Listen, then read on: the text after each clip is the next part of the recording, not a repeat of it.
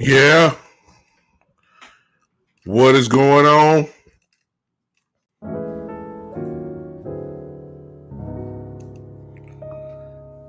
Yes, sir. Different time, 12 p.m. We here. What is going on? I know it's strange to see me this early doing the podcast, but I had to do it today. Got a lot of things going on this afternoon, mainly my son's football game that will happen today. And I don't know exactly what time I will be back later. So I went ahead and just took advantage of this time. I'm off work. And so I decided to do it today. And I know this may inconvenience a few people, knowing that, of course, you are working, but hopefully maybe you will watch it. Watch this a little bit later on this evening if you can, and if you will. It's fine. Hey, regardless of the time, welcome to the Big Time Show podcast. Special time. I'm on Podbean Live. I'm on Facebook. I am on YouTube. I am on Twitter. I am also on Twitch right now. I did not do Instagram today. Please don't ask me why not. But I totally forgot. So sorry, too late in the game now. It is what it is. So I'm here. Look combobulated right now, discombobulated. I'm sharing right now. Hope that you would do the same. In promotion of the show, I don't see who's on right now. I'm about to look in just a few seconds. May not be too many at all. That's one thing about the 12 o'clock. You know, most people are at work. They're not, because usually I would be at work right now, but I'm off this week. So I get the chance to do it now. And hey, we're just gonna make it happen for whoever is here. We got something to talk about today, and I'm gonna get to it as quick as I can. I'm still sharing, so forgive me. Y'all still on the cloud nine? That's what I need to know. Are you still fired up? Are you still happy about the beatdown that took place on Sunday? Here I go. Let me see who's here so I can speak to everybody in the house. Jerome. Oh my, from the Let's Talk Football podcast, my brother right here in my hometown of Memphis, Tennessee. We both here together, and Jerome has been on this show. Jerome, you ain't invited me on your show. You know I'm a bad boy. I don't know what your problem is. Huh? We know we done known each other a long time, Jerome. I don't get it. Hey. I'm just kidding. My guy Jerome here. Joe from Italy. Joe, what time is it in Italy right now? Let me know that now, because I think I got you at a pretty good time. Greetings from Atlanta. Michael. What's up, Mike? Atlanta, Georgia in the house. My brother E. Cush is here from Tennessee. Oh, E. Jerome said working on the Zoom setup now. Yes, I haven't been this happy. Exactly. It's good to hear from you guys. Man, I got a few folks on here. Okay. Let me see what I need to do on this right quick. Let me give me a couple of seconds on this. Let me make sure. Okay, I'm there. And I am there. Okay. I'm good. All right, let's roll. Welcome to the show. 7 p.m. at night. Joe, I got you in prime time then. So it's 12 o'clock in Memphis, Tennessee, here in the United States. It's 7 p.m. over there in Italy. So that's good stuff. That's good stuff. That's good stuff. Why I got it, I'm just a cool guy. If you haven't followed my brother Jerome, Mr. Cowboy Nation McNary, you need to go follow him as well. We're both here in Memphis. Hey Shane, what's up, Shane? Right here in Middle Tennessee. Good, man. What's going on with the Tennessee boys everywhere? We're here in Memphis. Listen, go follow my brother right there up in the chat screen. Y'all see him, Jerome, Mr. Cowboy Nation McNary. He has a great pod show that's called Let's Talk Football. He's a little bit more elaborate than I am, a little bit more production wise, a little bit better than I am. And we talk, but we talk about the same thing. He has a delivery. He from Memphis, so I ain't got to say nothing about that. Y'all know what time it is. Go follow him as well, okay? If you get a chance, you will be entertained. I promise you that. You will be entertained by my brother. Go follow his show as well. Listen, let's do a real quick recap on the Giants. And I'm not taking it from the game perspective. I want to talk about this perspective. I kind of touched on it the other day. I could care less. God bless Daniel Jones. God bless Saquon Barkley. God bless all the other guys who were injured. I think Galladay went down. I really personally don't want to hear about it because nobody feels sorry for us when our quarterback went down. They laughed at us. They said, "Can the Cowboys win a game? Y'all got Andy Dalton. You supposed to win." I really don't want to hear that. What I want to talk about is simple as this. It's the attitude of our team. Usually games like Sunday and the Eagle game, those were the type of games that always ended up being either a nail biter that we barely win or we lose. We've always been more talented than people, than most teams. Always. We've always been more talented. From offensive wise, defensive wise, we may not been playing as a unit, but individual wise on defense, we've always had players. But the attitude of this team is different. In case you ain't noticed it, it's different. This team this year is beating teams, but that's not the real point. The real point is the attitude change. It's not that we're winning, it's how we are winning. That's what we need to be looking at. That's the major difference. Now, you can point so many different directions, players, coaches, that's fine. All is fine. The bottom line is we are beating teams, and it's how we're beating them. We are annihilating teams. We are. The game's not even close. The scoreboard ain't even really showing it, even though we winning by 14 and 20 points and all that. We really could be scoring. What's up, Geechee? We really could be. It's not about yes, we're winning. It's how we're winning. We are winning games that we're supposed to win now. Other games, like I said, 3-4 years, we either barely win or we end up losing. This year, it's almost kind of like if Alabama played, Alabama A&M. Alabama is supposed to win by 30 points. That's what we're doing right now. That's what I like. Teams that do not belong, we treat them like they do not belong. Mike, what's up, Mike? I see you. That's all I'm saying. I'm not worried. We're winning.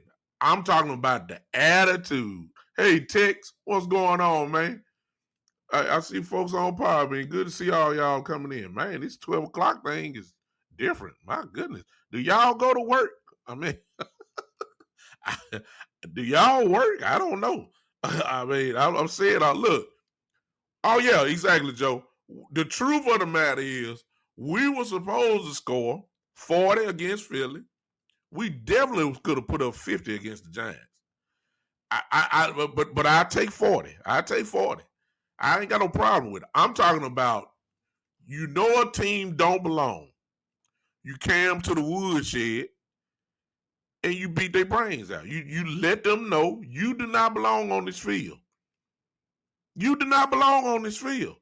That's the difference this year.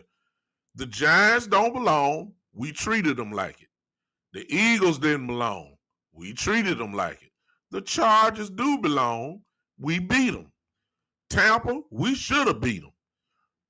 Ladies and gentlemen, there's a great argument that could be made that with a philosophy change, there's a philosophy change. And we could be undefeated right now. I'm just being honest with you. If Kellen Moore, excuse me, what did you say, Kellen or Dak? If they would have made a decision to run the ball instead of just totally abandoning it, there's a real good chance we could be 5-0 right now. That's neither here nor there. We learned from it. That's another thing. We learned from it. We're running the ball. We're passing the ball. We're doing it all. Pick your poison. We can meet you. We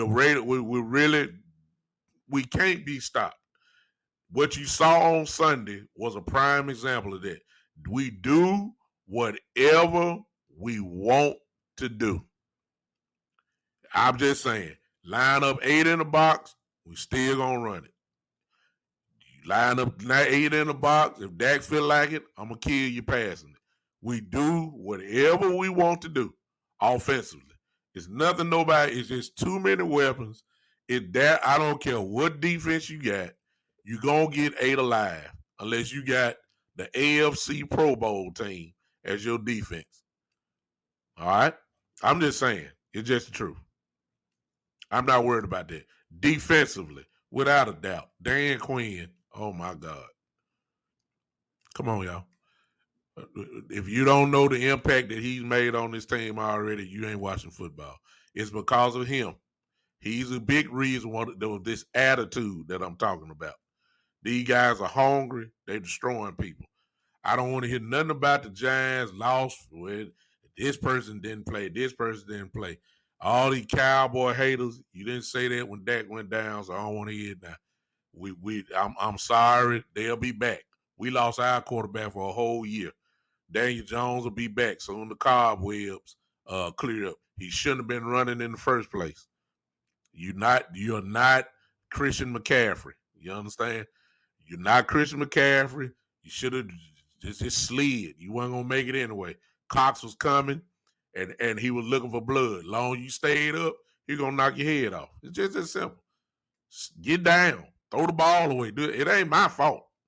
Hey, coach. You know what I'm saying? Hey, I ain't got I don't look. It's not my fault. Daniel Jones will be back, so I don't want to hear that. You didn't say nothing about Dak being gone the whole year. You laughed at us. Okay.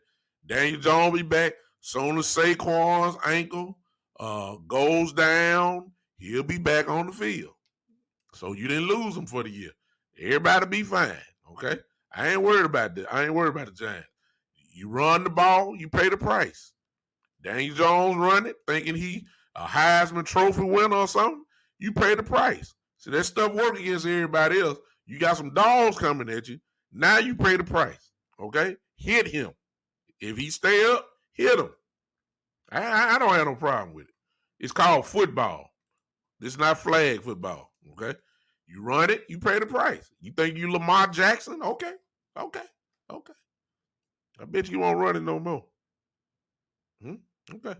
All right, that's all I'm gonna say about that. Defensively, we got dogs on defense, y'all. I ain't got to go through the list. Y'all know them by now. We done seen. Yeah. I see you, bro, Shane. Shane asked the question. Let me put his thing on the screen. Coach Breedlove in the house. I'm sorry, Coach. Coach Breedlove from South Carolina's in here. He said, "Did the haters watch the game? The Giants are dirty." Team. Watch the replay of the guy pulling the Dak after he wrapped up. Oh yeah, they were ready to fight and everything else. Oh yeah, I ain't worried about the Giants. Hey, we'll see them later on down the road. We're gonna knock Geechee. What in God's name are you saying? I can't read that, man. What is that? What you put down, Geechee? My brother on here, Geechee. I don't know what that is. What you said? Say it again. Defensively, we got dogs. That's only gonna get better. Diggs. Mr. Diggs, I'm sorry. Defensive player of the year right now. Should be unanimous vote. That there's nobody playing better defense than Mr. Diggs. We know that. Parsons, legitimate dog. OC, we didn't expect like this. OC is OC shouldn't be taken out the lineup. That's like, first everybody was saying Nelt Gallimore and maybe Brent and all, Urban, I'm sorry. Osis is our starter now. Now the other spot can be debated. Osis should never come off the field, except when he get tired. That's it. Osis should be there. So we're loaded. Okay, the Giants don't belong. We treated them as such. That's the bottom line. Don't want to hear nothing about they're not good. Look, if they're not good, treat them like they're not good. We beat their brains out. That's all that matters. That's all. I'm good. That's the recap on it. Now, let me point slightly, and I have better analysis on New England. I'm still watching a little film on New England right now. New England is good. Why? Because they're well coached. Matt Jones is good. I'll say that. Why? Because he's poised. He don't make a lot of mistakes. He's conservative, but he can get the ball down the field. I will give him that for the little bit that I watch. He's very poised. He will stay in the pocket. He's not fast. He won't run it. He will be a sitting duck. However, from watching things that I've seen so far, he gets rid of the ball quick. Hey, Jose, what's up, man? He will get rid of the ball quick, so sacks may not be there, but we just need to put a little pressure on them. These are one of these games where defensive line, when they put their hands up, that's going to be big. We need to knock some balls down. I don't think we're really going to get to Jones a lot. I don't think. He don't do a whole lot of 7-step drops and all that. It's pretty much, Josh McDaniel is playing to his strengths. He gets the ball out quick. We just got to make sure we tackle well so far from what I've seen. And we just need to put some heat on him. All right. What up? What's up, Jose? So that's a little bit that I've seen. I have a real better analysis on Saturday when we do the show. This will be, and I'm kind of glad we playing this game. You know why? Because this game is really all about, if you ask me, what I've seen. And I'm glad that New England played Tampa Bay and the weather was horrible that night. But Belichick really played or really called a great game or put a great game plan together for Mr. Brady.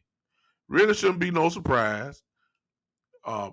We give full respect, or at least I will, to Bill Belichick. He is arguably the greatest NFL coach of all time. He is a wizard for being a defensive coordinator and game caller for defense. He knows what to do. His track record is speak for itself. He has shut down some of the greatest offenses in history. He has seen everybody. He saw Montana. He saw Steve Young. He saw Troy Aikman. He saw Emmett.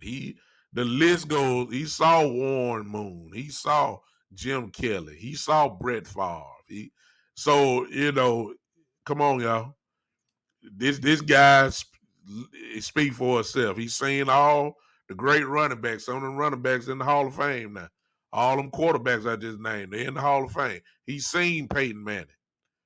He's matched wits with Peyton Manning. So this would be interesting. All right. I'm happy that Kellen Moore gets to match wits with Bill Belichick. Because we're about to see this. I actually love it. We are getting ready to see just how brilliant Kellen Moore really is. Because he's going against a brilliant defensive mind. I'm just telling you. Huh? I'm not saying he's gonna shut it down. I still think we're gonna score dang near 30 points. I'm just telling you. I'm just saying.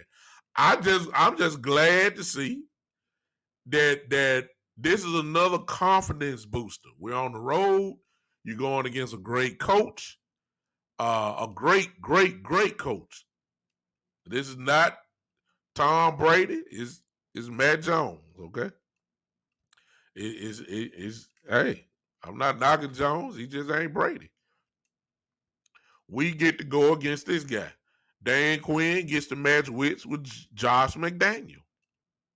Great matchup. We're getting ready to see our coaching staff. You know, we about to find out for real, at least this week, what they really got. Because they're going against some guys that know what to do defensively and offensively. So I'm glad to see this. I'm happy about it. I'll give my little scoring predictions on Saturday. I'm looking forward to that. I'm looking forward to it.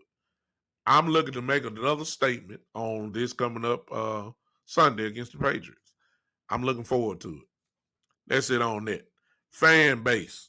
Let me talk to y'all real quick. Fan base. What you're seeing on your timelines, what you're seeing on hey Tex. Tex is in another country. Tex and on Podbean. Tex, what country are you listening to me from? I can't pronounce it. It's Baharan or something like that, if I remember right. Type that in for me. Let me so I can shout you out because it's 8 o'clock at night where you are. So I caught you in prime time too. Okay. DJ needs to stop leading with his head. Even Lamar will not do a thing. Exactly. Talking about Daniel Jones. He's horrible. Well, he's not horrible. He just thought he was Lamar Jackson. Paid the price. Text, where are you listening to me from? If you don't mind. Type that in real quick, the country, and hopefully I pronounce it right. He's somewhere, I think it's Bahrain, I believe, something like that. I don't know. But anyway, exactly. Joe said whether it's Mac Jones, Tom Jones, Down Jones, we winning by 20. I love it. I love it. I love it. I think that attitude is there, and I think this game, because they know who they're going to and they know to make another statement, I believe they're gonna be fired up to play on that. Fan base, listen, I know y'all seeing all these on your timelines. Number one, all of our haters are mighty quiet. They ain't saying nothing. They just laying in the weeds, hoping we lose. That's all they're doing. If you notice, the last 2 or 3 weeks, your timelines are quiet. It's primarily the Steeler fans and the 49er fans. That's who it is. They just quiet. You almost need to check and see if they got Facebook and YouTube and Twitch and Twitter accounts. This is a away game, Jose. We'll be playing. We're going to New England. We're going to New England. And another thing, we need to stack as many wins as we can. I love it. Stack the wins up. Stack them up. Stack them up. Stack them up. Stack every win up now. Quiet is kept right. At least it's early, but as of right now, we're second. We're second in the NFC seed. Second seed in the NFC right now. We're one game behind Arizona, who is undefeated. But as of right now, we're second in the NFC. When's the last time we could have said that? We need to stack as many wins as possible. Because as of right now, I'm looking at things. I'm telling y'all, barring injury, things can get mighty interesting over the next 4 to 5 weeks. Now, I'm just going to take it one game at a time, but you look at the schedule that we have, and based on how we're playing, you look at it and you tell me what you think it's going to be. I'm serious. The way we playing, I wouldn't be surprised if we about everybody pointing to the Chief game when we go play Kansas City, and that's in November. I think. That's a good chance, y'all, that before we go see the Chiefs, we we got a chance to be right at 9-1. I'm serious, y'all. 8-2. Look, I'm gonna stay in this week here, but I'm just saying, hey, I'm just saying, y'all need to look at the schedule and look at how we playing and look who we're playing, and you tell me. And we got some stuff going right here. Let's go beat up the New England Patriots. I don't care nothing about who. Let's go whoop them too. Okay, and then give the fan base another week of being quiet. Joe, I might need to tag on that. Joe says he wants to see. Let me put it up. Probably being an interesting comment from my brother Joe, who's in Italy right now. He says, I want to see Diggs cover Hopkins when we play the Cardinals. After 5 games, the philosophy is clear. Number one, Dan Quinn believed that these guys can cover man to man, and that includes Anthony Brown for some crazy reason. We ain't really run a lot of zone. Okay? We're not really running a lot of zone. Not a lot. We're primarily going man to man, which really shouldn't be a surprise because that's what Quinn likes to do. Okay? Here's the other trend that needs to follow. Joe, you might get your wish because Mr. Diggs, he travels. In other words, he takes on the number one receiver. He travels. That's what these first 5 games have showed us. He goes and travels. So, until he starts getting really beat, I think that system is going to continue. Diggs probably will be on Myers. I forgot his name from New England. Jacob Myers. He's pretty much the best receiver they have this week. He's been going after number ones since the first game of the year when he latched on to Mike Evans. You might get your wish, Joe, and I don't see why he shouldn't, because he's showing he can do it. And because he is doing it, Dan Quinn can do some other stuff on defense at the same time. Mr. Diggs is just ridiculous right now. He playing out of his mind. And because of that, I think that's going to continue. I just think that we're doing things that we ain't been able to do for a long period of time. All right? I know y'all want to see Diggs do that. Let's just worry about New England right now. Let me calm myself down. Let me see who else has a coach. Yeah. Coach Breedlove said we need to have a close game to keep us focused. Coach, the only thing I'm gonna say is the only way you're gonna keep this game close is unless, as of right now, we shoot ourselves in the foot, because it ain't no defense to stop this offense. I'm serious. We lost to Tampa.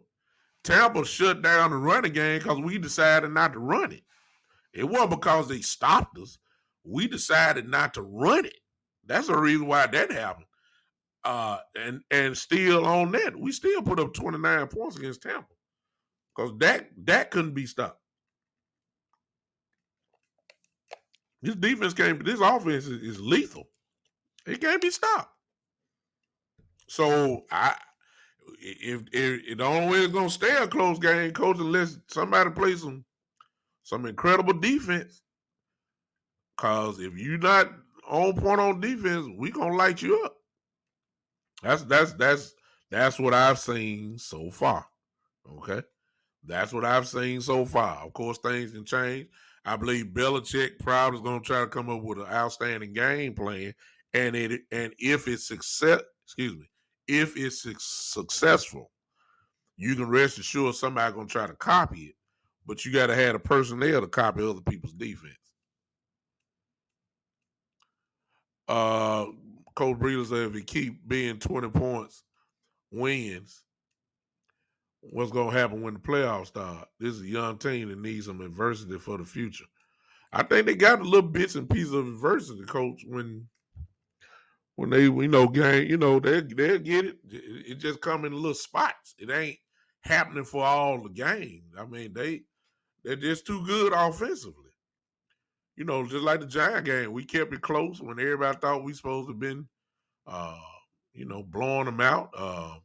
Once Dak fumbled the ball there, that's a little adversity. Usually, when we make a mistake, they just show you the growth of the team. Usually, when we make mistakes like that, it take us a whole quarter and a half just to get back the way we need to be, to catch back up. These guys immediately come back out and go right back to work. That's the difference.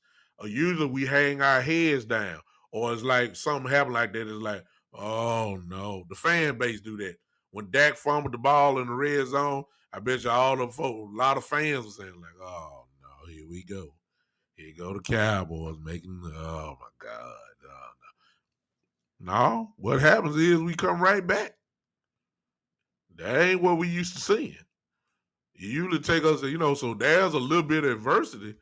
But if you ain't got no defense, man, you're not gonna be able to hang with this team. And I'm not saying just because we I'm a Cowboy fan. I'm just saying this offense cannot be stopped. I'm just saying. Joe says, "Do you think when Collins come back, should we leave Steele as our starter?"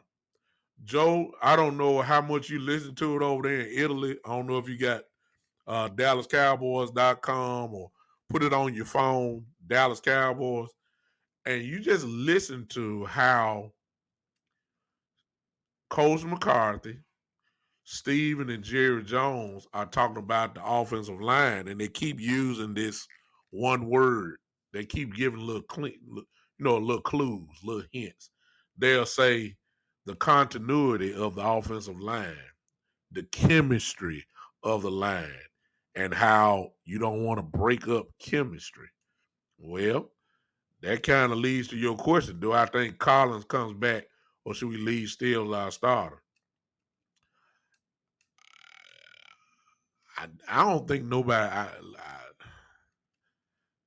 First of all, Collins is better than Steele. But here's the question. If we ask that question at the beginning of the year, I said this the other day. If we ask that question at the beginning of the year, how much better is he than Steele? We would have said it'd been like night and day. Okay? We would have said it's like night and day. Now, after these 5 games, I think it's safe to say that Steele has closed that gap. And let's just be honest, this offense is rolling. They're running the ball at will. Steele is a part of it. I'm not saying Collins can't come in and do the same job. I'm just saying, some people will say, look, if it ain't broke, don't fix it. And then I have my own personal theory. I gave you that last week. On the show, my last show. I really don't think they. I think that they've kind of figured out we can win with Steele, and still make $895,000 a year. Next year, Mr. Collins is going to be entering where his contract is $10 million a year. I'm going to say it again. Next year, Mr. Steele is due to make $895,000 a year. He's 24 years old. Collins is he's supposed to make $10 million a year. And you know what you can do with Steele. I wouldn't be surprised, y'all. I'm serious. I wouldn't be surprised if they leave him in there. And I'm not saying it's gonna happen this year, but I believe that they'll go to Mr. Collins and say, look, We need to take a pay cut here or something. And they may just trade him. I just don't. I don't know if they're gonna put him back in. To answer your question, Joe, I don't know if they're gonna put him back in. And I'll go ahead and say this. Hey, Sandy, how you doing? On Podbean. I'll say this. I really, if you ask me at the beginning of the year, I say please put Collins back in. I'm just gonna be honest with you. I wouldn't be mad if Steele stay in. That's just me. And I'm still saying Collins is better than Steele. But you can't deny what you've been seeing now for these last 5 weeks. Steele handled. We didn't hear Shaq Barrett's name against Tampa Bay.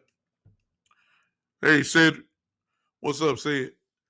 Uh, we didn't hear nothing about Joey Bosa. That's who Steele went against. Now he had a little help every now and then, but we didn't hear those names. We didn't hear anything from Philly. We didn't hear anything last week from the Giants. Steele is playing, dare I say, dominant football. I think it's obvious. So I don't know if they're gonna really bust that up, y'all. I just don't know. I don't know. I wouldn't be mad if they didn't. Who is that? Jose. Exactly. Jose says, "Man, they're not going to leave Collins on the bench. Trust me. I get it. I'm not gonna argue. I'm not gonna even argue the point. Uh, yeah. I mean, you know what you can do with Steele. That's it's at least it's worth a discussion now. If Steele would have came out here and just got destroyed week by week, then this is not a discussion. But Steele has opened up the eyes of this whole organization to at least where you got to have at least a conversation like, really? Okay. Oh, okay. Collins is always hurt. Collins is always injured. Collins is now suspended. Collins has been on the injury reserve list more than he has played games. And then we got a young, hungry Steele here who can do the same things. And he costs only $895,000 for next year, rather than paying Collins $10 million, who stays hurt. Just had a suspension now. He came to us with character issues. And now he stays hurt. Then he gets suspended, and he ain't been here that long. Then we got Mr. Steele over here, who not gonna cost us much, and he gives us just about the same production. And he's a little younger, just a little. I mean, you gonna have a discussion if you're a general manager or whatever. You gonna have that discussion. You are. I ain't saying you gonna act on it. I'm just saying Steele has at least put the conversation on the table with his play. Now, that's just me. I would have the conversation. Let me say that. All right. So, fan base, y'all beware of the haters. Okay. Let's beware of the haters and the bandwagon people trying to jump on there because they see what's going on. They know it's real. They giving the cold languages. They see they won't give us credit for what's going on. They'll say, "Well, wait till December. Wait till December. Wait till December." Oh, we're gonna wait till next week. I don't know if it'll be in December. I'm just saying that's what the haters say. All right. It is what it is. Now, got all that out the way for those that are gonna stay with me because it's about to get touchy now. It's about to get touchy. I'm just gonna pre-warn you now. It's about to get real touchy because some folks are not gonna like what I'm getting ready to say. For those that don't, I promise you, I'll be on football on Saturday. This is a sports podcast show. That's what I am. I just talk about the Cowboys, obviously a whole lot, and the Lakers and all that. But if you've been following me a while, you know I ain't scared to touch on some issues. And Lord have mercy. do we have an issue? Jon Gruden. So y'all already know the content of what it is. So if you don't like it, then I appreciate y'all hanging with me for a minute. Y'all come back and holler at me on Saturday at 3:00, okay? But if you're going to hang with me now, it's about to get a little touchy. I'm just telling you now. We through with, hey, prophetic ministry, everybody's in here. It's about to get touchy. I'm going to start from this premise here. These are the facts, too, I may add. Jon Gruden, we find out there's an email that was sent from 2011 about Demarius Smith, who's the NFL's Players Association, president or whatever, the guy that does the talking for the players. There's an email that's sent out by Jon Gruden, saying that his lips are big as Michelin tires and all that kind of stuff. That's what he said. He said that those are the facts. I didn't say it. That's what the Gruden said. Now he said it in 2011, and of course that's racially type of things. Really, what he's saying is translation. He got big lips like mine right now. See, my lips are not small. My lips are big. So if he says that my lips actually are bigger than Demarius Smith or whatever his name is, if he said that, I hate to see what he'll say about me. You see what I'm saying? If he said that about Smith, I hate to see what he say about me. Okay. So this is what he said. And it was insensitive. Obviously. Of course, it happened in 2011. Jon Gruden gets up and says, I'm sorry, I didn't, I don't remember things that I said 10, 11 years ago. I understand that because I don't remember stuff I said yesterday. So I get that. But in this case, what you said, and you know exactly what you meant. So he knows. And the funny part about that is that the owner of the Raiders, after listening to all the reports from last night and today, knew about this information on Friday of last week. Jon Gruden, of course, coached the game on Sunday. Nobody didn't say anything about that. Hopefully, they would really just probably had the attitude that this thing will sweep under the rug. You apologized, and it is what it is. Let me throw my first sidebar in. It's amazing to me how people can make racial statements and then apologize. See, I can apologize for stepping on your foot. That could be erased. When you cross the line of racism, however, it reveals part of your heart. Huh? We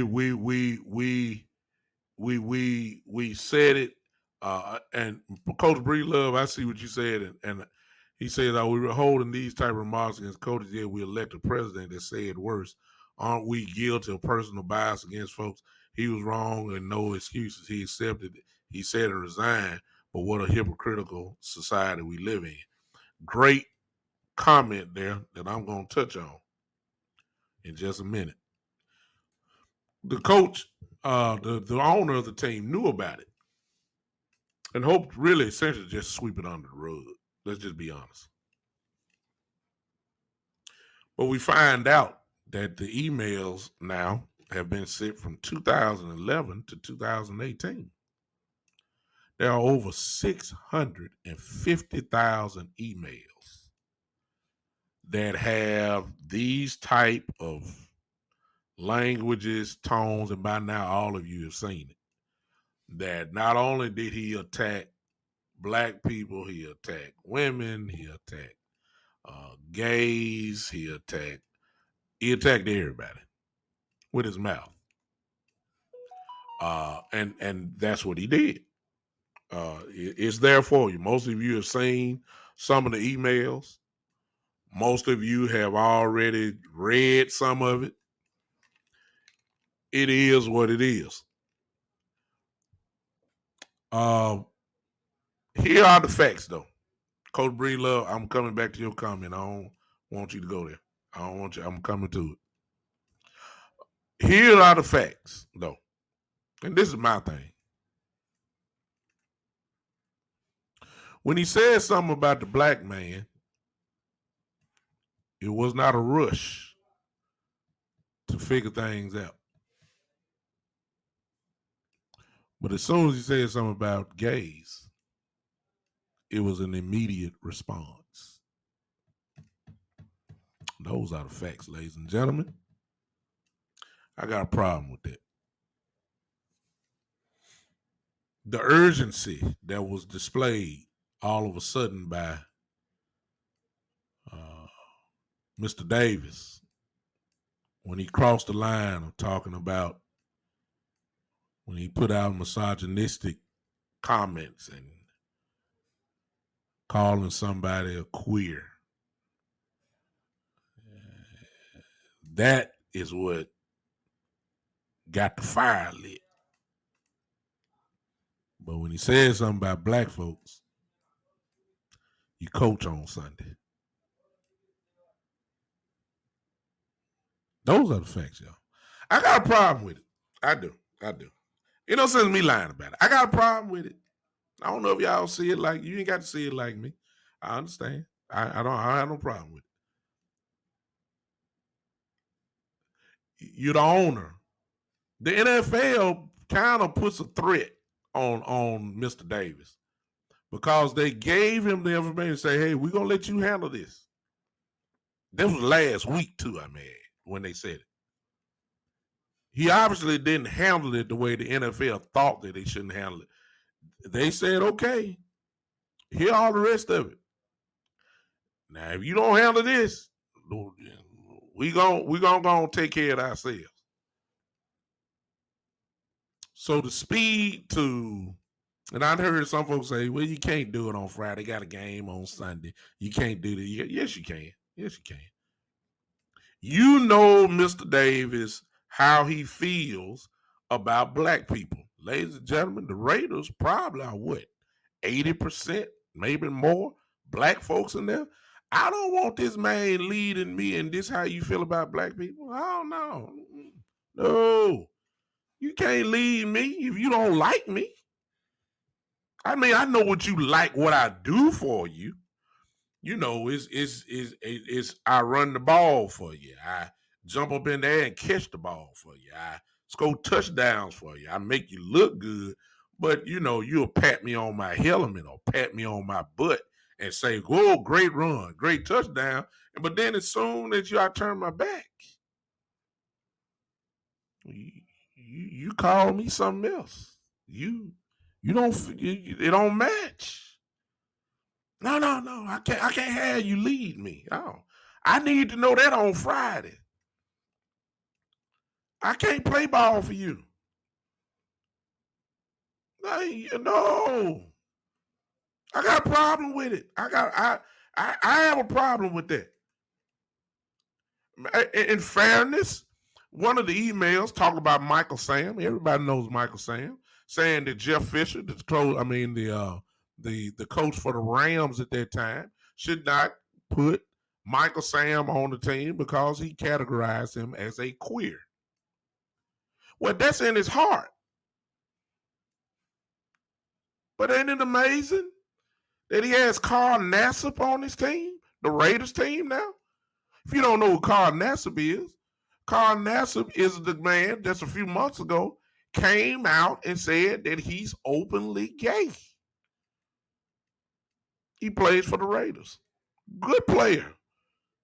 Sacked quarterback, good player. But your heart says you don't like queers. That's what he said.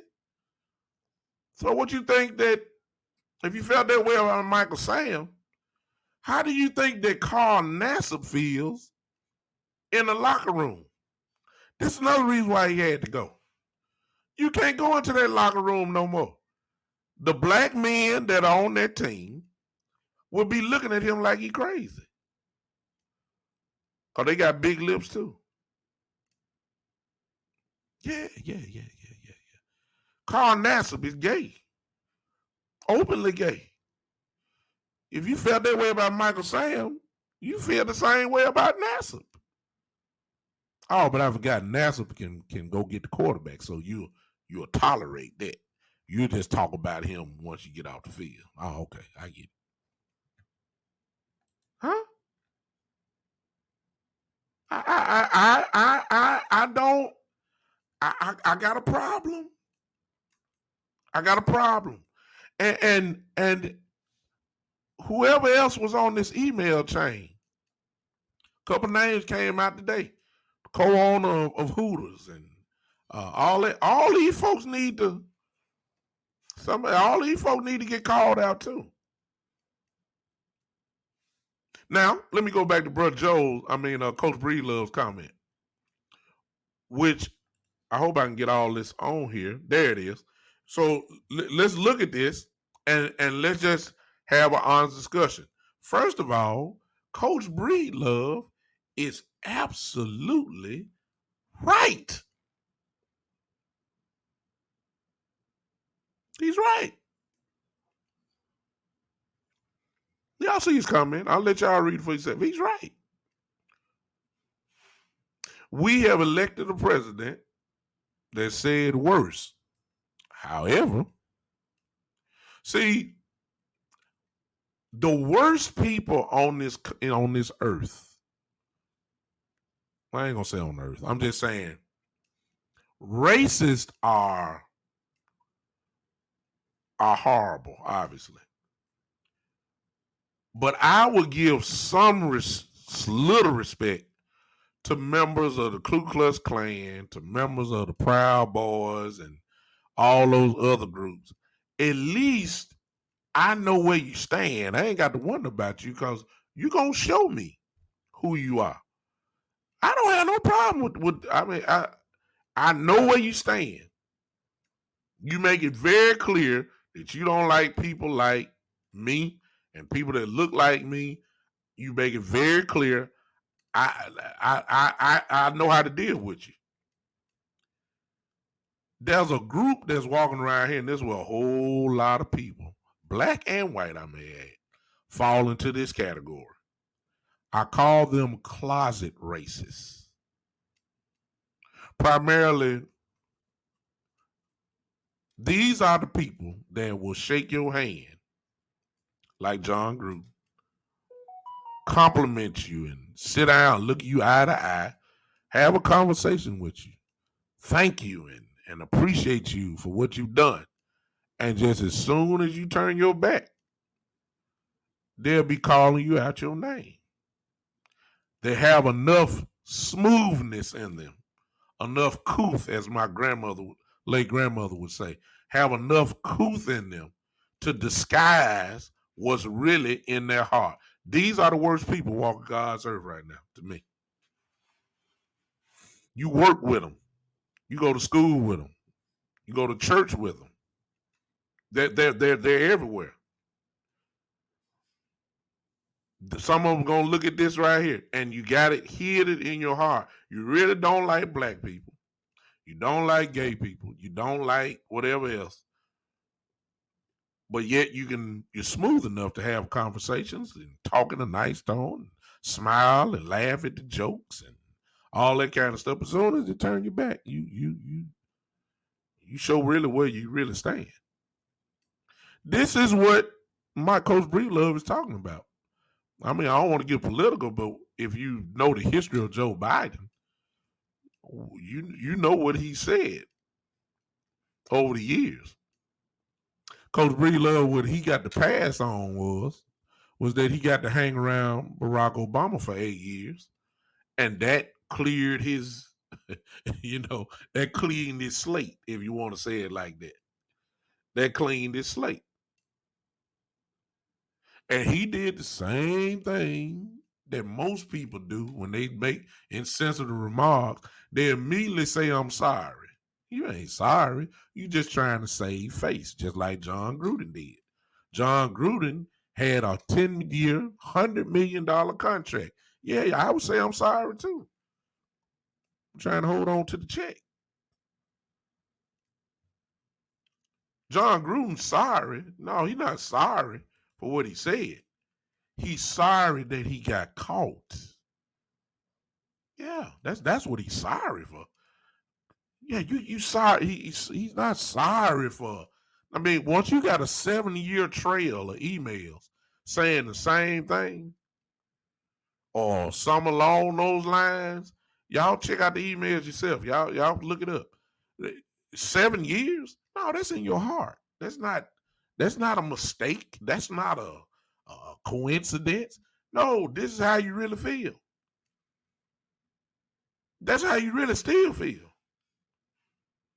You sorry. You're not sorry. You sorry because you want to keep the $10 million a year going. I would say I'm sorry too. I don't blame Jon.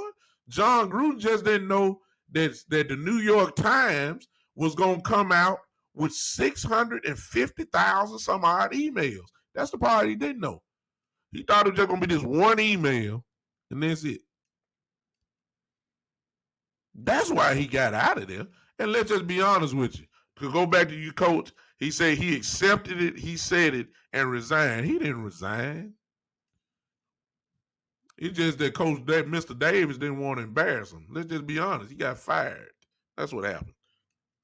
He had no choice. He didn't resign. If he was worried about being a distraction, he wouldn't have coached Sunday. The players knew about it. Word travels. Can't play for no guy like that. He didn't resign. He got fired. It's just that Mr. Davis just ain't gonna say that. He told him, "Yeah, you gotta go, man. You gotta go." I don't want to do it. I mean, we're friends, but this just gonna be too much. The press wouldn't let this. The players would have to deal with this all the rest of the year. The press would eat us alive. How you gonna have an open guy like this with these type of emails on the sideline for you every Sunday? You would lose the locker room. He had to go. He had to. Anybody resign? He just didn't get the embarrassment. He got fired. He did. They just dressed it up, which is another whole issue within itself. Because you wouldn't have gave, Lord have mercy, you wouldn't have gave Mike Tomlin that type of respect. No. The press would have said, Mr. If he was coaching the Raiders, you would have said Mike Tomlin has just got fired. You wouldn't have done that. You wouldn't have done that for some of our African American coaches. Now that's just an opinion. That's just not fact. That's just my opinion. I may be 100% wrong, but it is what it is. He could says exactly. Tomlin would have. Jerome said Tomlin would have been crucified. Everybody know that. Whatever coach that's black, put them in their same place as Gruden. I guarantee you, the narrative would have been different today. That's just true. He could say, I think it's hilarious that everyone is held accountable these days, but the media, they're just as bad, if not worse, these days. Who oversees them and their professionalism? I don't hear about them losing their job. I think it's all of us, Kush. I think all of us, to be honest with you, if we just be honest, I think all of us have some type of racism in us. Black, white, whatever. All of us got it. Jon Gruden ain't the first person to say something about gay folks. Black folks say something about gay folks. Jon Gruden ain't the first person to make some type of black insensitive remark. See, white people, unfortunately, their definition of racism is a lot of them really tied to this. Believe it or not, they'll say, if I don't call you the N word, then I'm not racist. Well, we know better. There's other ways you can do it. Unfortunately, you wouldn't believe. I know that sound kind of right. I mean, raggedy, but it's really the truth. If I didn't call you the N word, then I'm not racist. That's how a lot of them think. Uh, Here's the thing about Robert Kraft, since everybody blowing it up about Kraft. Kraft is smart enough that Kraft is not really visible. Kraft is very visible because of the world championships that the Patriots have won. But when you look at that, Kraft is not in front of no microphone like Jerry Jones. Kraft is not doing interviews like Jerry Jones does. The only time we see Mr. Kraft, let's see in the box. Kraft is not like that. So Kraft don't get the heat as somebody like Jerry Jones. Kraft just gets heat because he's a franchise win all the time.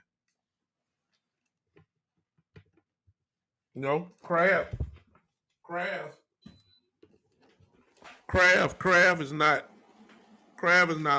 like everybody else. He just, that's just my thing. Kraft is smart enough to stay out the limelight. Now, the only thing we really got on Kraft is that the Patriots cheated in a couple instances, and then Kraft had his thing with the massage parlor that he swept under the rug, and everybody protected them money that he had. Obviously, took care of the situation. Hey, it is what it is. He's not like Jerry Jones. Speaking of Jerry Jones, I'm almost scared if folks start picking out paper trails on Jerry Jones and stuff he doesn't say. Lord have mercy. See, it's a wake up call for everybody. It's a wake up call for everybody. I mean, all of us got it. All of us have it. All of us have it. White folks don't like black folks.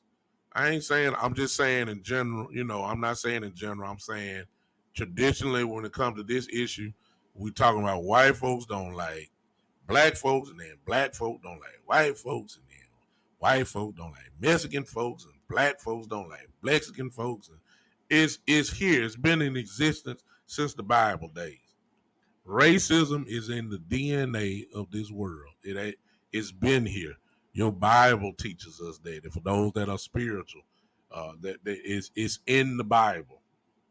Okay, you had the Jews, then you had the Gentiles, and you don't hang with the Gentiles. You don't hang with the Jews. It's been in it's there. It's never died. It's not gonna die. Why? Because people are still passing it down. It's been in existence. The reason why it's still living, because people are still passing it down. Long as the KKK is alive, as long as the Proud Boys are alive, as long as the NAACP is alive, as long as it's Democrat, as long as it's Republicans, racism is still here. Here's the difference though. You're paying the price for some of the things that you are saying now. Back in the day, you could say whatever you want to say. There wasn't going to be no problem.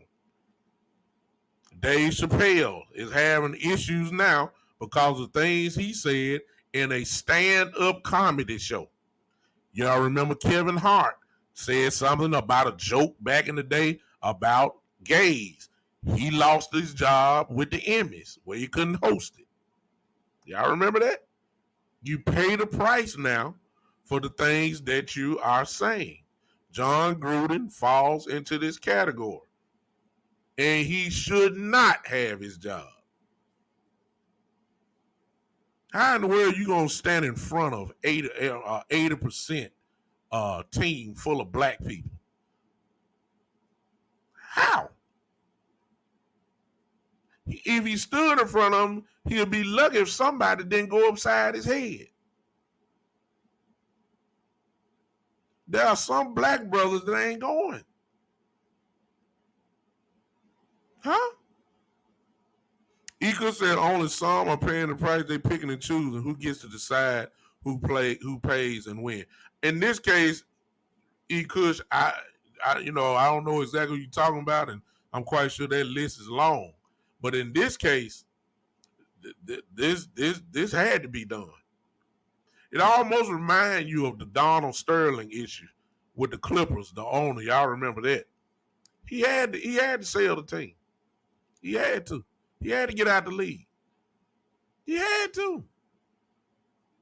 You had to get out. He had to get rid of the Clippers. God bless. He spent his money to buy them, and whoever bought the Clippers, he got a nice payday for that. But he had to get out the league. He had to. It's the same kind of equivalent situation with the Raiders. You can't even coach in practice. He had to get rid of them. He had to. He had no choice. Now, the NFL, the NFL is lying. The NFL is lying. In every end zone in the league, there's in the end zone. Y'all check it out on Sunday or whatever. It says in the end zone at the top, right there in the center of the goalpost, right below the goalpost, it says "End racism." That's what it says. The NFL is trying to portray a picture like they are all in on ending racism and all that kind of stuff. They are lying. Because if they were really true about that, you wouldn't have waited on the Raiders to respond. You would have went in and handled it right then and there. If it weren't for the other emails, Jon Gruden possibly would still be coaching the Raiders right now. They found out last week he coached the game on Sunday. It must not have been that important. But just as soon as the gay, homophobic, misogynistic things come out, we're going to give you walking papers. You got to go and go. Black Lives Matter is on the football fields everywhere. It's there. Y'all look at it. I can't tell. And somebody gonna say, well, there's hey, Tron Cat. Somebody gonna say, well, there's no priority. There's no priority in all the stuff. He insulted everybody, and he did. You are absolutely right. I'm just giving you the facts. He insulted the black man. That's racial undertone, racially unsensitive comment. They didn't move. As soon as he said something about gays, the Raiders moved in. Why didn't they move when he said something about the black man? I know I'm in deep water right now. I'm just putting it out there. I'm giving you the facts. You can't dispute that. Now you may give me your reasons why it didn't happen, and that could be debated. But I'm just giving you the facts. When he checked and when he called himself checking, saying the man got lips like Michelin tires, and yet on the Raiders team there are plenty guys. If you seen the pictures of Demarius Smith, you know what he looked like. Okay, there are guys that's on the Raiders who lips are even bigger.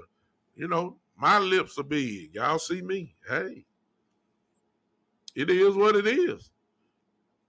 You ain't move on that though. Matter of fact, Jon Gruden had his play chart in his hand. And, you know, he coached on Sunday. You ain't say nothing. What the black man got. You know, you ain't say nothing. You didn't. You allowed him to come back and do a press conference and say, hey, I'm sorry. And when it was over with, guess what? You went on back to your office and got ready for the next week of coaching. Not knowing that the New York Times was going to go and unleash that avalanche. Oh, but when the avalanche came, what you got in here? Oh, he said something about gays. Oh, we got to fire him. Why didn't you have this urgency when you talk about the black man? You said y'all want to end racism. You said Black Lives Matter. And somebody gonna say, "Oh yeah, he paid the price, Mr. Big Time, or Dub Brooks or Bishop Brooks. He paid the price. He lost his job. You ain't got to worry about him no more. He ain't gonna coach no more. He not gonna get a job at ESPN no more. He's not gonna do all that. So why worry about it? He got fired. No, that's not the point. It's not about it. At least that's not my point.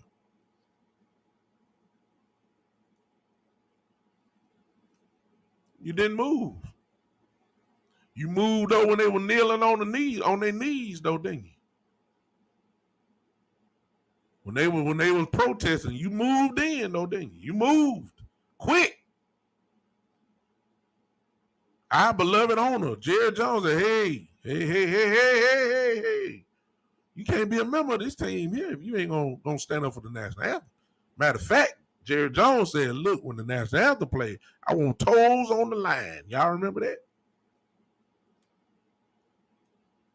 Move quick then. You will not embarrass the flag of the United States of America. You will not do it. You will not bend. You will not bow. You gonna stand up, or I'm gonna cut you.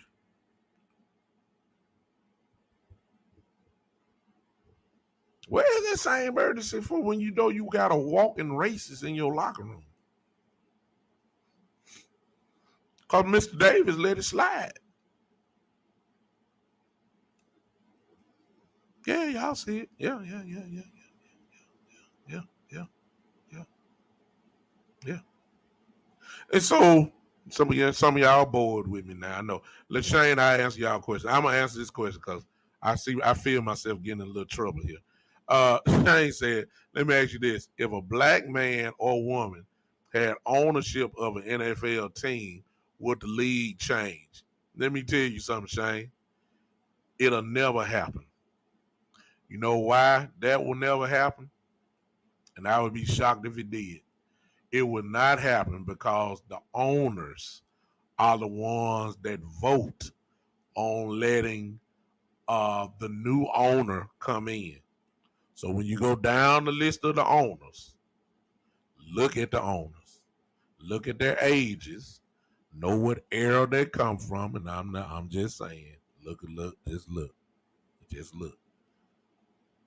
look. They're not gonna let a black man own the NFL team. I'm just saying, it's not gonna happen.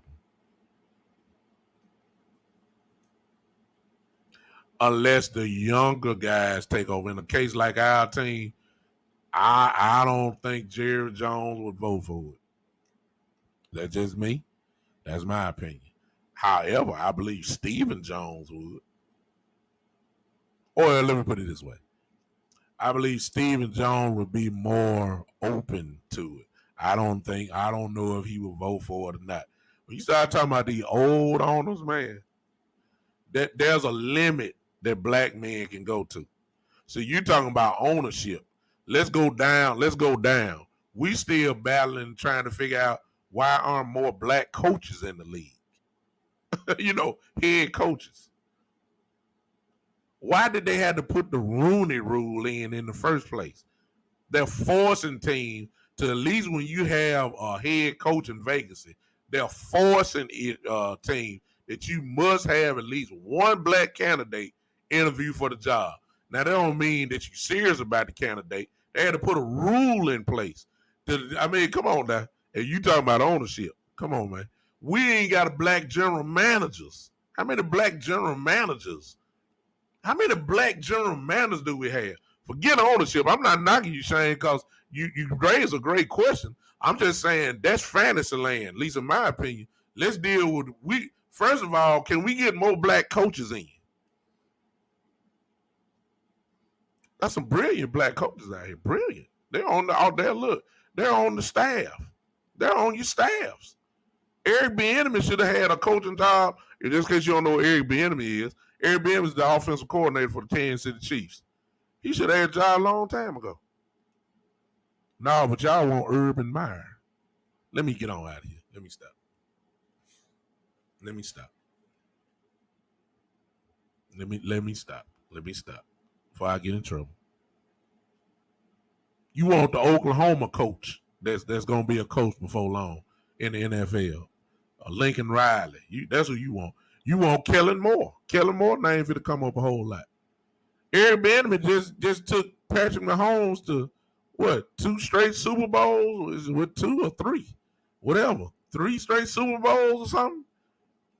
Huh? MVP of the league?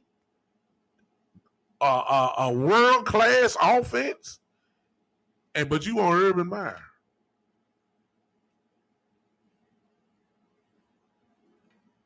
Byron Leftwich, Tampa Bay's offensive coordinator.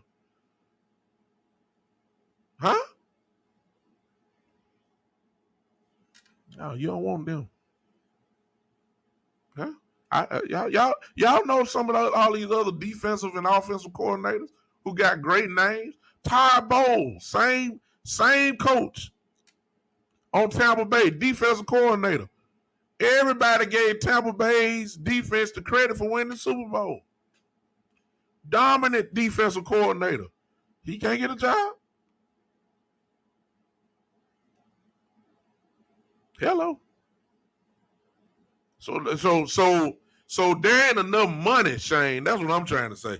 When you can have the same amount of money and them old time owners that hadn't died are still in place.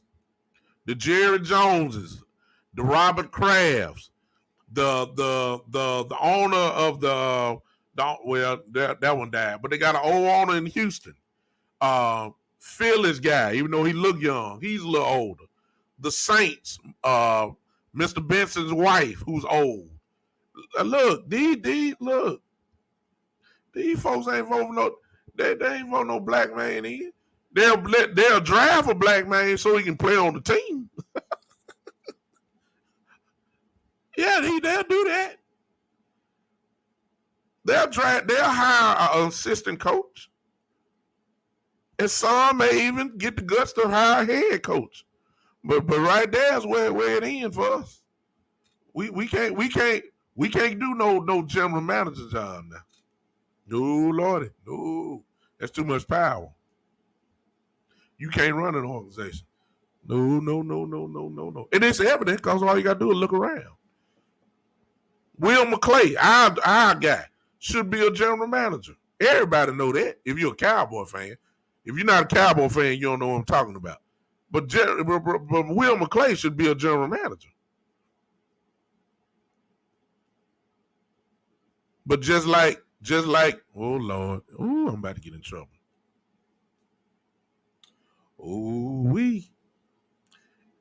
If I can say this, come on, y'all text back to me and say it, because I'm finna get in trouble right here. Y'all tell me I can say it.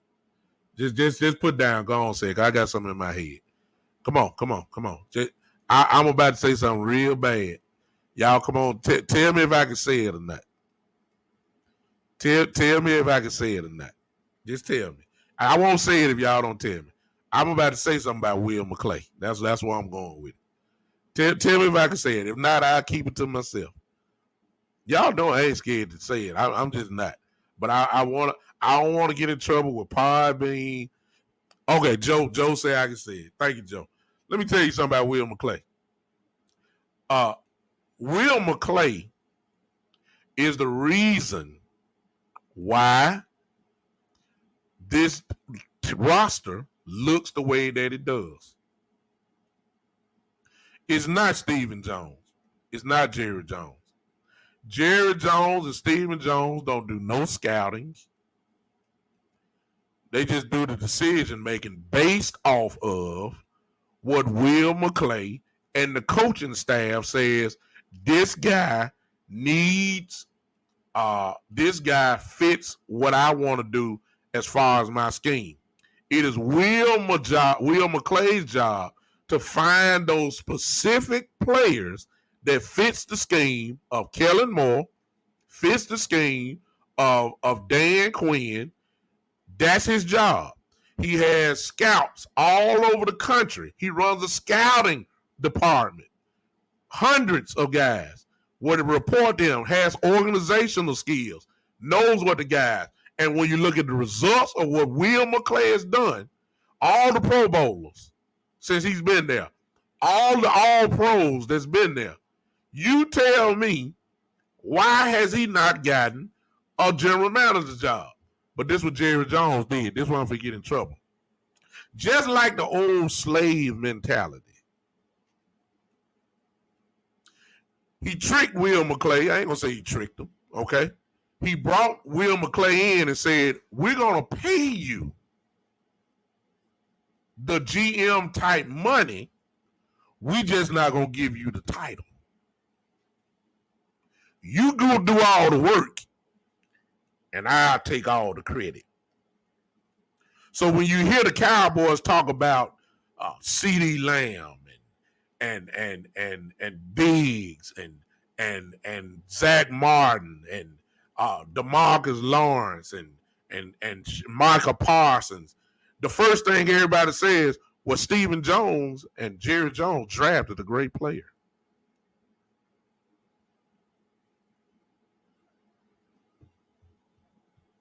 Who did the work though?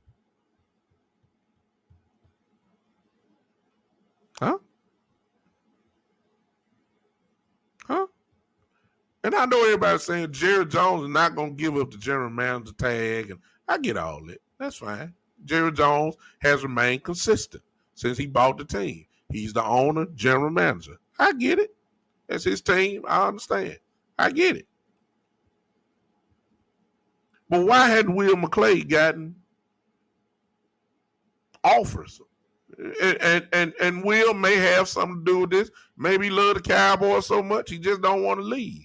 I'm just saying his name should come up in every general manager job that opens up. Somebody would make him an offer that he can't refuse. I'm just saying. You want him that bad? All Will's gonna say is, look, this is what the Jones family paying me. Now, this is the starting rate. You got to give me a little bit more just to leave. We'll work with everything else after that. Huh? I'm just saying. That's the old mentality. You go do the work, I'll get all the credit. You go pick all that. Oh, Lord.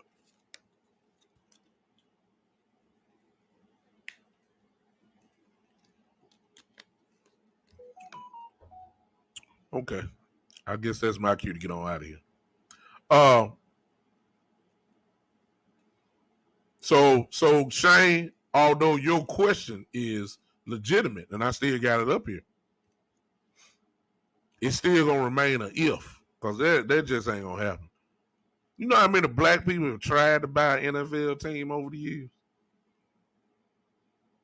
Diddy had money. I think Jay-Z was trying to get in. I mean, that's just the two we knew about. I think Robert Johnson, who was the owner of the Charlotte Hornets, I believe it was a time back in the day, the former owner of BET, tried to get in, if I'm not mistaken. He couldn't get in. No, he had plenty of money.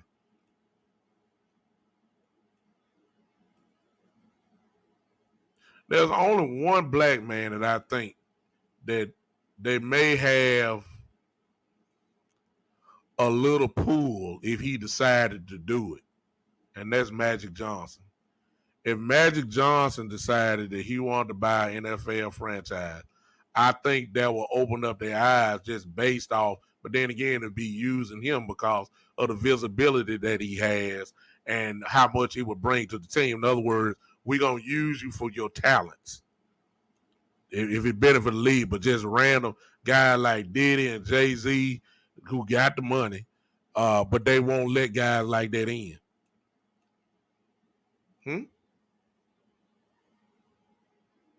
No, Shane. That's exactly how it looked. That's how it is with Will McClay. Only time you hear Will McClay names during draft time.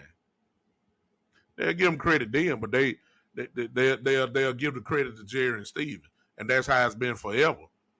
Even even commentators say that it's not him. That's not them doing the work. They ain't doing no work. They ain't getting on no airplane scouting and all that kind of stuff. They ain't watching no film. Jerry Jones don't watch no film. Come on now. Jerry Jones don't watch no film. He ain't got time. Stephen Jones don't watch no film. They ain't putting the work in, the hours and hours of all the game tape that you got to go through to see if this guy really is a ball player. They not doing that. They're not watching no film. They ain't working these guys out. Y'all come on to the Star in Dallas. Jerry Jones gonna work you out. Man, please. It's Will McClay, man, and the coaching staff. Will McClay should be a general manager. So we're not doing that. But look, that's a little bit off base. Let's go back to what I'm saying about Jon Gruden. And I'm going to say this, and then I'm going to let you go. I appreciate y'all for hanging with me. Listen, there's a lot of Jon Grudens out there. I leave y'all with this. What are y'all saying? See, Jon Gruden just got caught.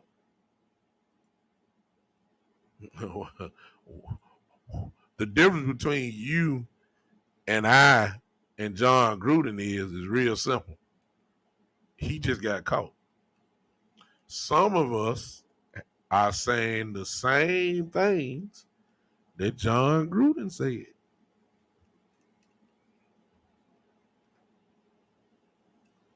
Some of us have the same exact words, a little different, a little bit more intensity in it, a little bit more damaging, but it's all on the same premise. A lot of us have said the same things. A lot of us have the same rhythm, same rhythm that Gruden had. What is the rhythm? I smile in your face. I shake your hand. I look at your family and say you got a beautiful family. I say you had a great game. You score a touchdown. I pat you on your helmet. I'll get in front of the press and say you're a great player. I on your jobs, they'll say you do a great job at work. You'll have lunch with them, and you'll talk about things. It's the same thing, but just as soon as you turn your back, you'll go from being a great player to a great. Oh Lord, let me stop. Y'all fill in the blank there. You'll go from being a handsome guy to a guy that got big lips.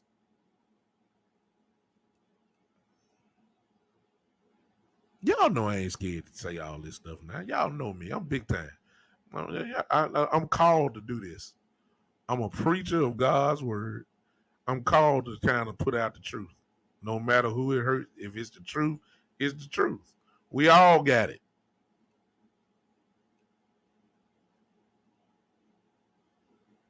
I guarantee you this, y'all. I'll leave with this. I'll leave you with this. There's a whole bunch of email erasing going on today in this country. How much you want to bet on that? It's a whole lot of erasing going on. It's a whole it's a whole lot of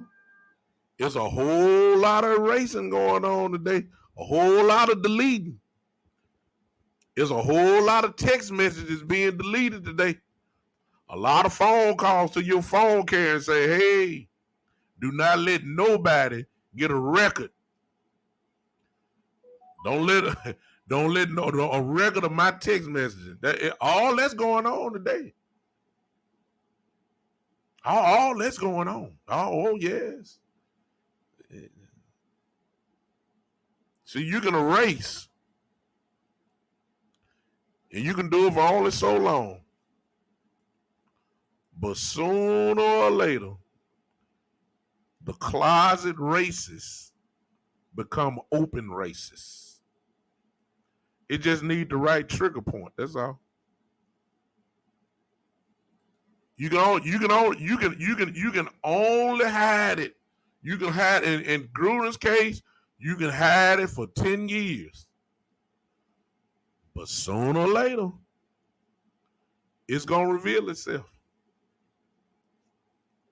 It is. It's inevitable. It's inevitable.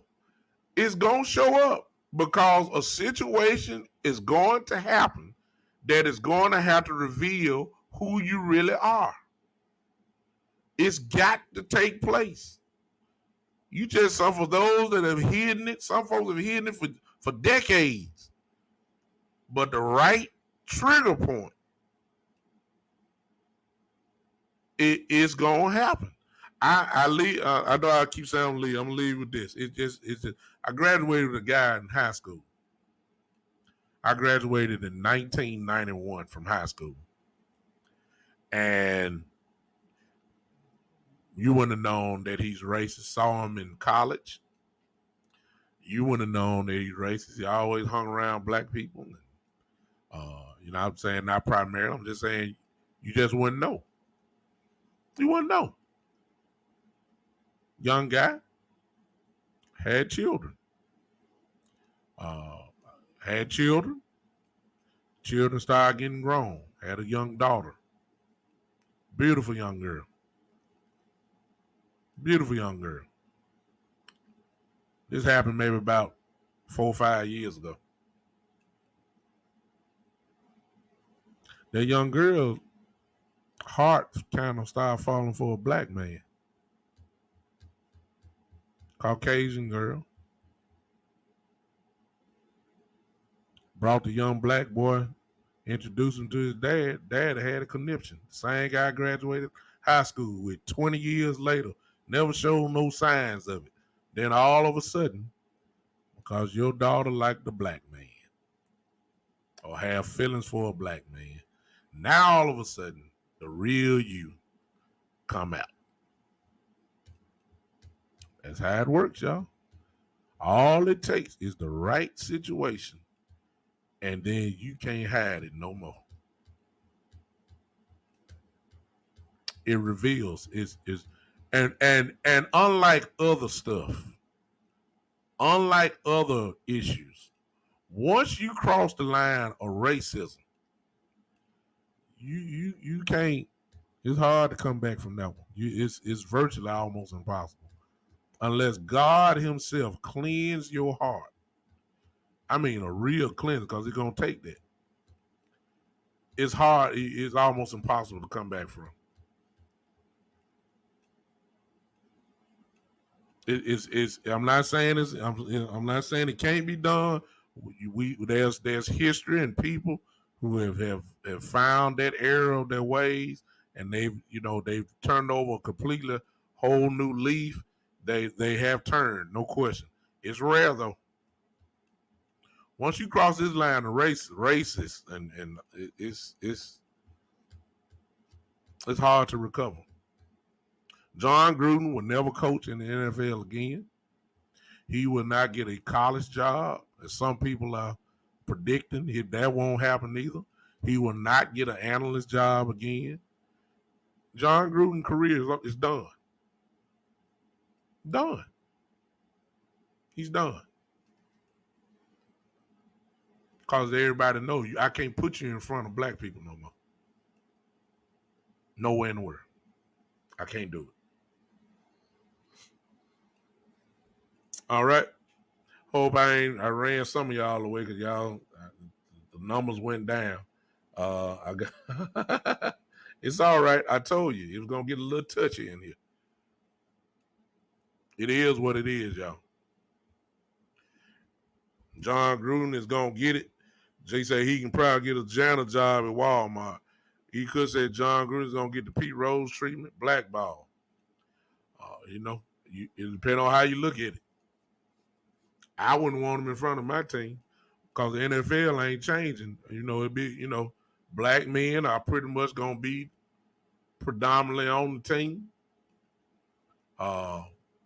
ESPN, when he did the first emails, he was working for ESPN. ESPN for to hire him back. That ain't gonna happen. As great a football knowledge as he has, it's not gonna happen. What he probably gonna end up doing is doing a podcast show, like I'm doing, and there's gonna be some sponsors that get behind him and pay him, and he'll make some money that way. He probably will produce something like that, and he can, but that'll probably be it. He won't be on TV again. It won't happen. He's gonna pay the ultimate price for that. It's kind of like Kaepernick, who kneeled on the flag, and for the flag, kneeled. He ain't gonna get a pay. It's over. We knew that was gonna happen. It's like he could say P. Rose. They'll let him back in once he die. P. Rose will get into the Hall of Fame once he dead. They're not gonna let him have it while he living. Okay, see what I'm saying? Barry Bonds will go into the Hall of Fame once he die. They're not gonna let him have that satisfaction while he living. Roger Clemens will go into the Hall of Fame when he die. It's not gonna happen while he living. It's not gonna happen. Jon Gruden will never be out there again. Never. He probably gonna have a podcast show. That's my bet. And people are going to listen. People are going to, listen. If you listen to Rush Limbaugh and all these other, people who are questionable, you'll listen to Jon Gruden. You will. He'll get it. He's gonna take some time away though. He'll come back about another year and a half. Where he ain't got to answer no media. He just get on the microphone like you see me doing, and you take control of the matter yourself. You ain't got to answer no questions. You ain't got to have no press conference. You just got this one mic like I got, and you handle your own business. You put out your narrative and say what it is you want to say. You get to apologize without asking questions. It's just like right now, I don't have the phone lines open. There may be some of you don't agree with what I'm saying, but I'm not taking phone calls. I'm just putting it out there. All I'm doing is reading your comments. Watch this. I read your comments if I want to. You see what I'm saying? So I really don't even have to answer the comments. You see? I don't know, E-Kush. Rush Limbaugh stayed on there for a long time before he passed away. And we all know Rush Limbaugh, what his rhetoric was. He was the highest rated podcast in the country for years. So he said, Rush Limbaugh said things way worse than what Jon Gruden said. So you have this group of people that will support you in what you say. You have this people that will support you in your rhetoric. So I don't know if I agree with that or not. They will do it. We just had the instances of like Coach Breedlove said about President Biden. We all know some of the things he said over the years. What happened? He's president of the United States now. My God, we know what Donald Trump said. What happened? He was the president of the United States. Why? Because millions voted for him.